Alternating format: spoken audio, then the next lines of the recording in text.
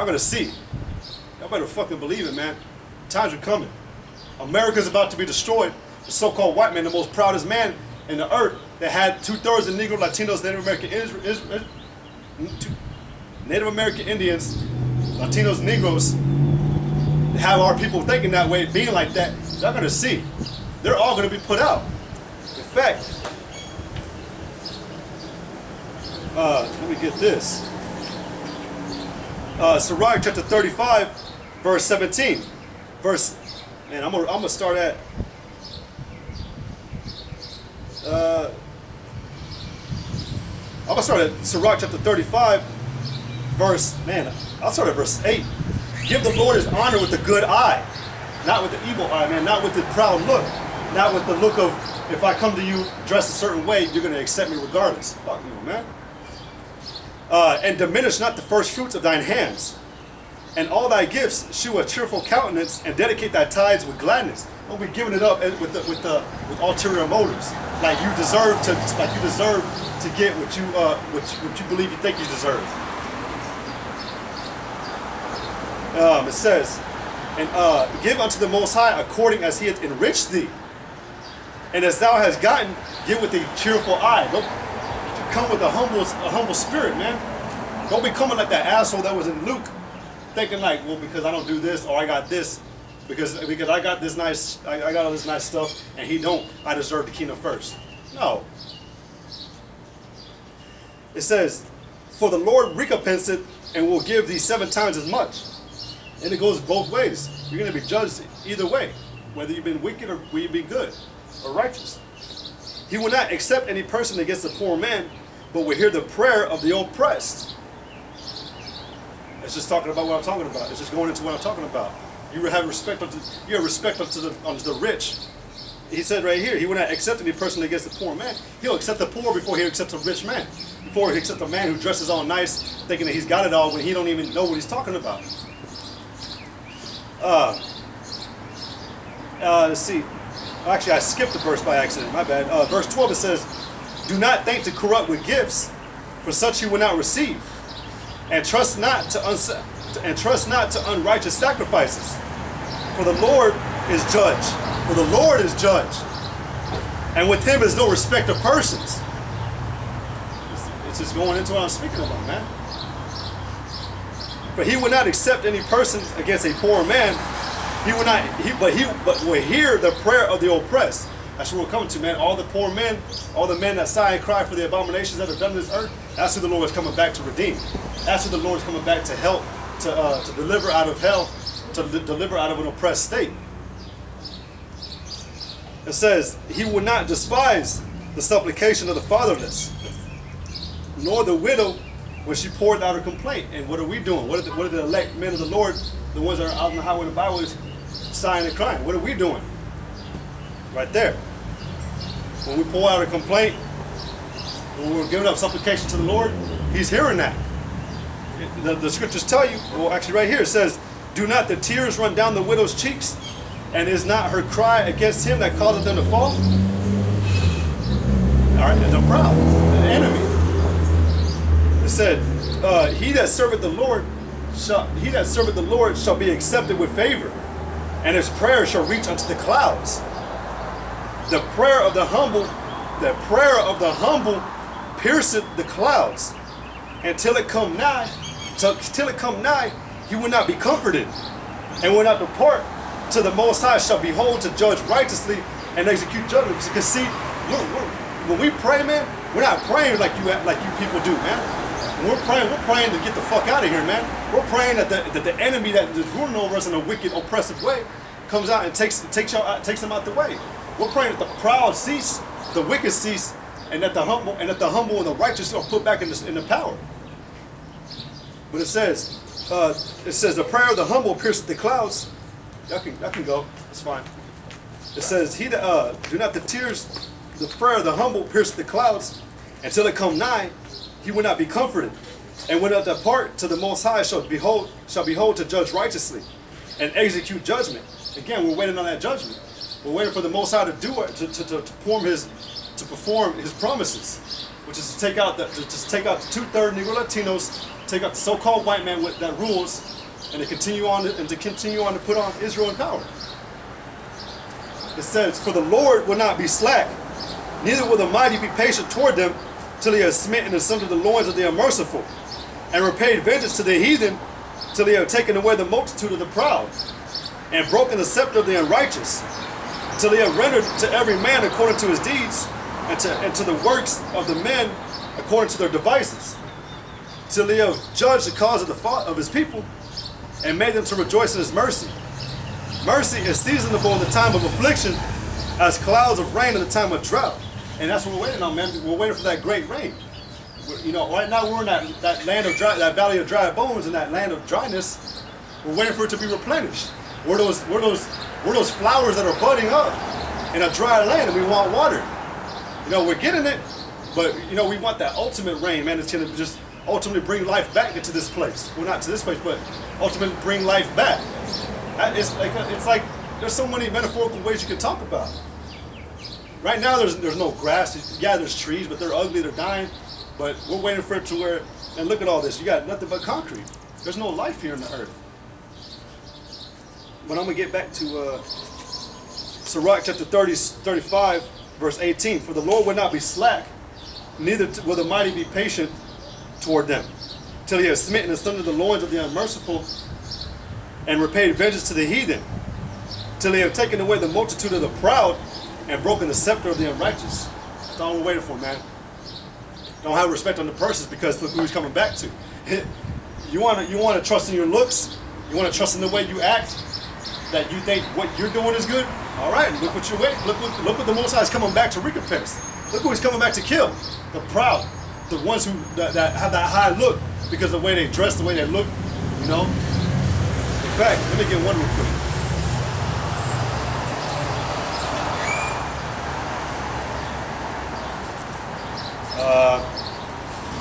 Yeah, it's 1 Samuel. Yeah, right here. 1 Samuel chapter 16, verse 7. "But the Lord said unto Samuel, Look not on his countenance or on the height of his stature, because I have refused him. Look not on his countenance or on the height of his stature, because I have refused him. Because I have refused him. For the Lord seeth not as man seeth. For man looketh on the outward appearance, but the Lord looketh on the heart." And how do we know what the heart is about? We use the scriptures, because the scriptures judges. If the scriptures of the Bible, if the truth sits well in your heart, that means you have a good heart, or will. But if the scriptures, if you buck up against the truth, then that means that you don't have truth in you, that you're unrighteous, that you're wicked, that you're proud. All right, that's how we know the Lord is true, man. That's how we know the Lord, that He knows all things. He can really truly find out how a man is just by speaking to him, because these words is what gets to him. And we may not even have to read, "Thou shalt not commit adultery." We could just tell you, Yahweh Shai is black, a Negro, from the tribe of Judah, and that'll make you buck up, and that'll just prove right there what kind of person you are. Because every living soul and creature is supposed to be obedient and submissive to Yahweh Shai. And every word in this Bible, man, every word contained in this book is the words of Yahweh Shai. It don't even matter if he says "the." If the Most High were to say "the" to you, but you don't like it, hey, you know what kind of person you are. That's all it takes, man. Even Paul encountered that with Israel. It said that he barely even spoke one word. He was about to speak, and they didn't even want him. You know, look at this thing, man. Look at the type of people you want to trust in. The rich people, you want to trust in riches. You want to trust in proud looks, proud beings, proud things. Look what happens. First of all, even if you read the Bible, you're supposed to be attentive, and you're supposed to have an ear up to it. That way, you'll be like, okay, it's the Bible. But if it's something that's being spoken wrong, yeah, you're supposed to correct and contend for the faith. But y'all people don't even allow that. Y'all don't even allow people to speak.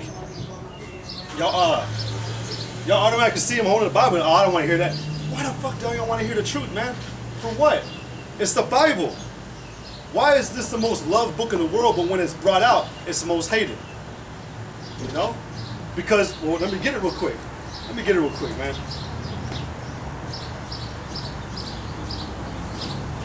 This is John chapter 3, verse 19. And this is the condemnation.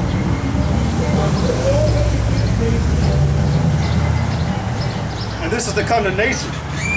That light is coming to the world, and men love darkness rather than light, because their deeds were evil. It's like it. I'm gonna read it again. And this is the condemnation. That light is coming to the world, and men love darkness rather than light, because their deeds were evil. For everyone that doeth evil hateth the light, neither cometh to the light, lest his deeds should be reproved. That's why y'all people don't like the Bible, because it cuts everything, and y'all know it's gonna cut y'all's actions, and y'all know it's gonna condemn y'all and let y'all know that y'all are wicked ass people. You know, that's why Esau's done so much to try to hide the scriptures, to try to distort them. That way you can't find out how really wicked he is, and then y'all might turn. Y'all might turn and stop listening to him. You know, but he's got y'all so wicked and bugged out now that y'all don't even care. Y'all act just like Esau. 2/3 of y'all are Edomites now. Y'all taking on that true nature of him. At one point in time, I remember the brothers even saying that, man, you would never find a Negro or Latino out streaking. Now you got that shit going all over the place, man. What was it? There was a video on YouTube that I seen of a Negro. He was possessed, man. There was a demon on him. He was bugging out. The demon was coming out on him to where he just got butt naked and he was walking around trying to fight people. You know? It's just more and more is being shown, man, about what this world's really about. You know?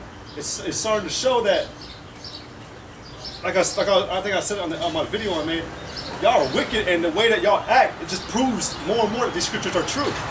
It proves everything. That's why in what is it, Romans, I believe, or no, Timothy's.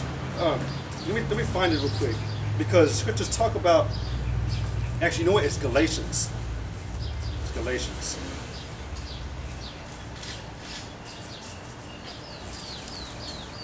No, 2 Corinthians chapter 13, verse 8.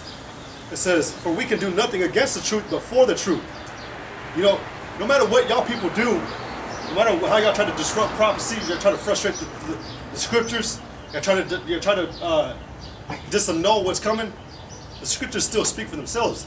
Even when y'all try to discredit the Bible, y'all still proving prophecy and scripture.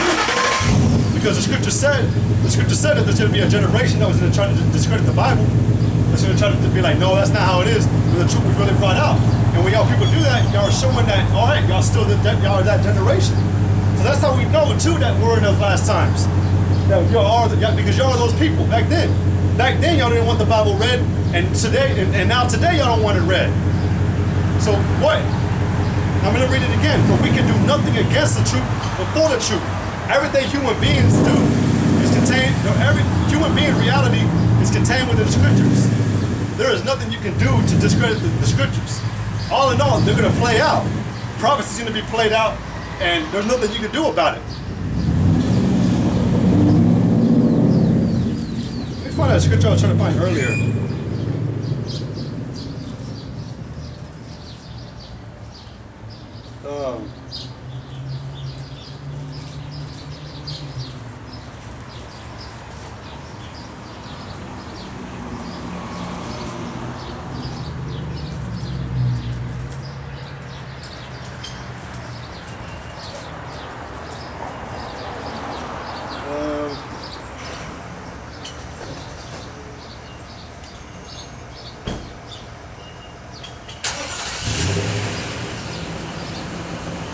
Right here.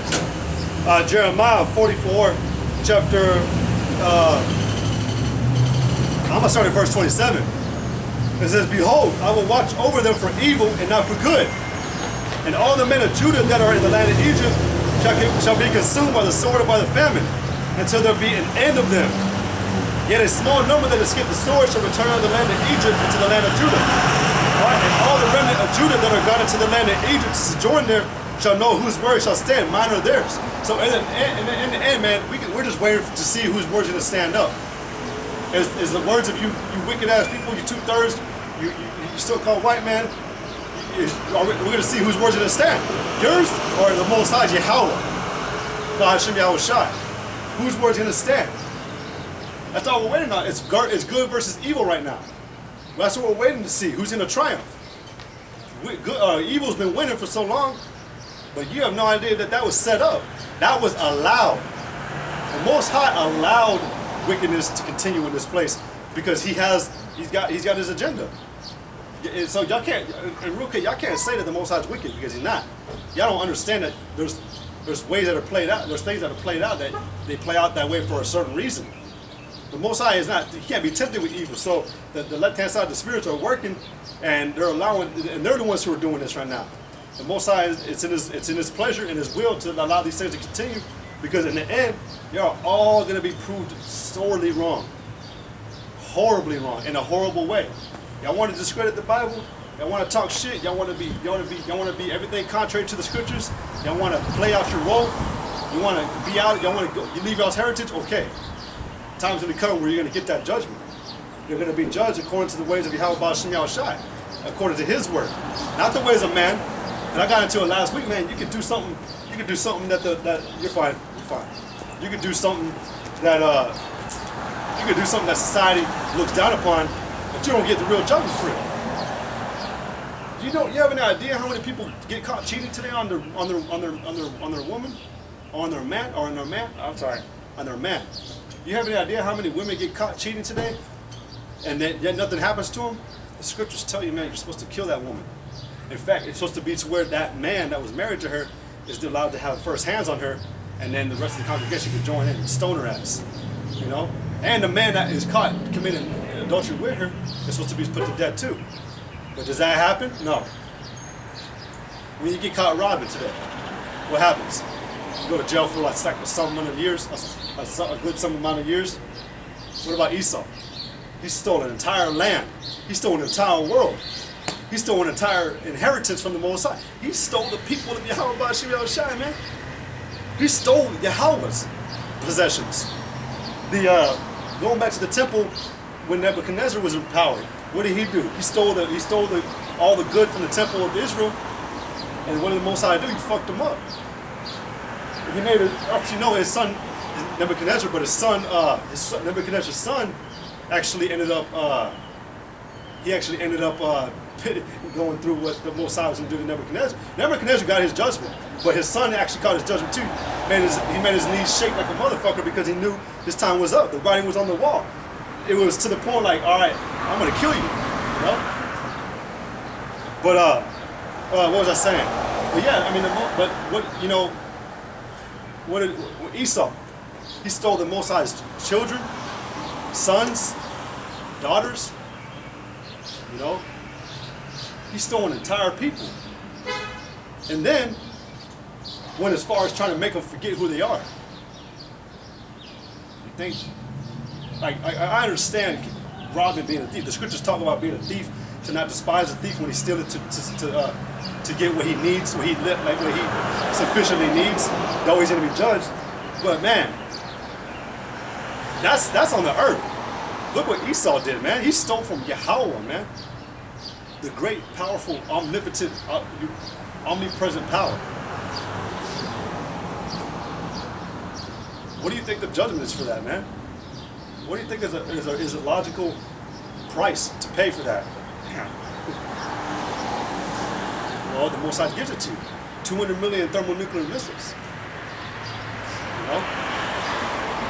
So, in the end, we're just waiting to see what's going to happen. Whose word's going to stand? Is Esau going to stop these missiles that are coming for him to his land and to basically the whole world? Or is the Most High going to prevail? We already know, man. You can't kill a god. You know, they have all these movies where you can kill gods, right? Like, what was that movie? Gods Among Men. Gods Among Men. You know, that's just to show that Esau's trying to find a way to kill the Most High. You cannot kill him. Well, there's the word omnipotent. I believe that means all powerful. Omnipotent is all powerful. Omnipresent is he's everywhere at once. Not ubiquitous. There's another one, man. That basically means he's ever productive or something like that. I don't know how to say it, but it's like the movie The Day the Earth Stood Still with Keanu Reeves. that weapon that came out to cleanse the earth, no matter what you threw at it, it basically got stronger off of it. That's how the Most High is. If you throw something at him, he'll just go right through it. You know? There's really nothing you can do right here. Actually,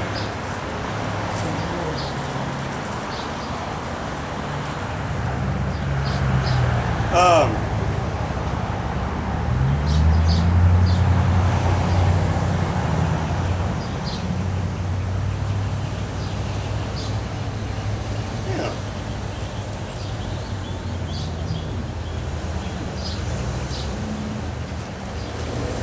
Well, there's one where it talks about how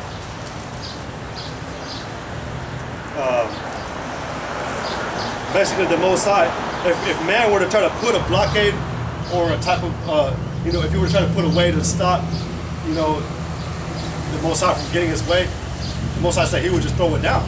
He would just tread through it. He said if you were to try to put thorns in my way, I would just light them up. I can't find it. Maybe it might be Isaiah. But the Most High, man, you can't stop the Most High. All right. You want to try to stop that day that's going to happen. The prophecy's already spoken about that's going to happen. The scriptures tell you, man, that you cannot stop what's coming. All right.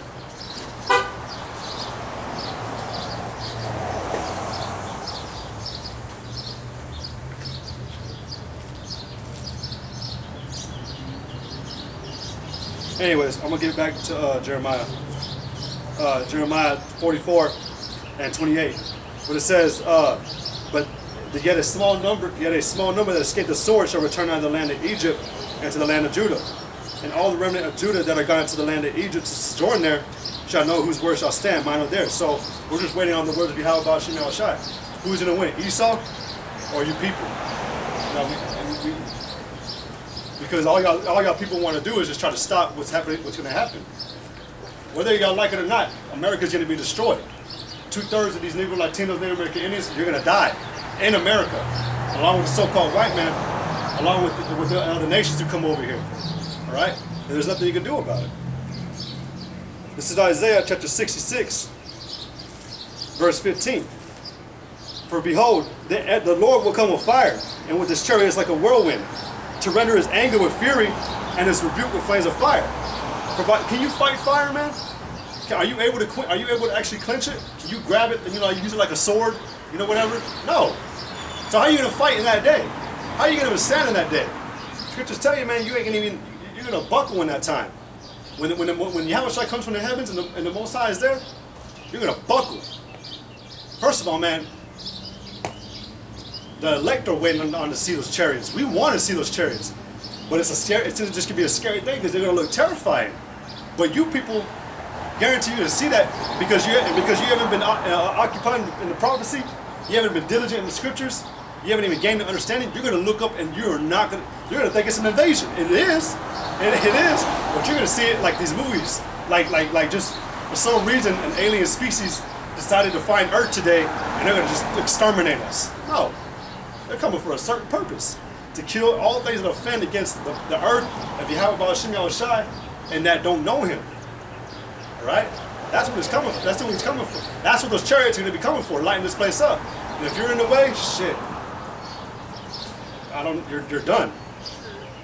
I don't know how it's going to play out, man, but shoot, man. I know every brother, man, has their heart, trying to get established to where when they see that, if they don't make it, they're going to deal with it. But y'all other people are not going to be able to deal with it. When those chariots come from the skies and they deal with this place, y'all going to just buckle.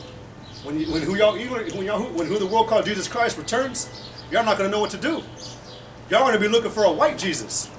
Y'all going to be looking for a long-haired, blue-eyed, in a white robe with a toga coming on a little nimbus cloud. That's what y'all going to be looking for. Having a heart rate, a little ass heart for some reason, playing it down, coming down, singing hallelujah. No, man. It says that the power that's coming, man, he's not gonna be desired. He's gonna be coming with chariots. He's gonna be coming with power. And what are you gonna do in that day? How are you gonna stand in that day? But it says, but to render his anger with fury and his rebuke with flames of fire. For by fire and by his sword will the Lord plead with all flesh. First of all, people have trouble just dealing with one sword. People can't even go hand-to-hand combat with another person. But when they do, they got to give all that attention to them. You know, they got to give all that attention to that one person with that one weapon. And you know, and if someone comes from another side, they have a hard time dealing with it. They may end up just dying right then and there. How are you gonna deal with a sword, with a physical sword, guns? Because the sword comes in many forms. It's gonna come with the sword, with plagues, famine, people trying to kill you, the elements. How are you gonna do it all that at once? You know, y'all people just y'all going headstrong into something, man, that y'all don't understand. And the Lord's gonna show that. The Lord's gonna show that, like, hey, y'all were never nothing. Your looks. First of all, when the time comes, try that shit, man. Whenever martial law is implemented, try to walk up to a military personnel, man, and be like, yo, man, I'm ready. I make $60,000 a year. I paid my taxes to y'all, so y'all can continue y'all's military shit. I don't want to take the chip though. What do you think they're gonna do? Just try that. See what happens. They're gonna take your ass, put you in cuffs, or just put a gun to your head and be like, walk. And they're gonna put you in a concentration camp. You know? Just not much really to talk about, man. Just, I'm tired as hell to talk to you people. It's the time where the Most High needs to work. I'm not telling him like that. I'm just saying. We've been telling you people these things for so long that it's just like it's gotten tiring to where like we just want to see it be played out. We're willing, we're safe from that destruction in that time. Yeah, the scriptures say that the righteous will scarcely make it. But Lord will, we are that righteous and we do make it. The men that are out in the highways and byways, Lord will, we don't get caught up in that time. You know, because we don't. It's a terrible thing that's coming to America. A terrible thing that's coming to you people. All you people that wanted to scoff and be assholes because, and you wanted to be proud with y'all's looks, and wanted to not obey the commandments. You wanted to trim your beard. You wanted to be a whore, whatever. You know, you're gonna pay for it. Time is coming, man, where you're gonna pay for this stuff. The time is coming where you're gonna see that everything that the scriptures spoke about, that were brought out by the men of the Lord, that it was true. And that all y'all's actions, all y'all ever did was just prove. Even when y'all were like, no, I don't care what y'all say, I'm not being wicked, you were still proving the scriptures right. Because the scriptures talk about that people like that. You know? So there's nothing we can talk about. There's nothing we can say, you know, that, well, there's nothing you can do to discredit the scriptures or to disannul what's coming. And again, let me get that again in Isaiah.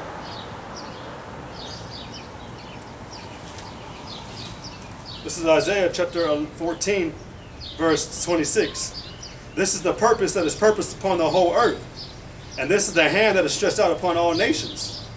For the Lord of hosts hath purpose, and who shall disannul it? And his hand is stretched out, and who shall turn it back? Who's going to turn this destruction back? Who's going to turn these sayings back? Who's going to turn the judgment that's coming to America into 2/3 back? To you so-called white man. Who's going to turn it back? Let me see. There's one in Job.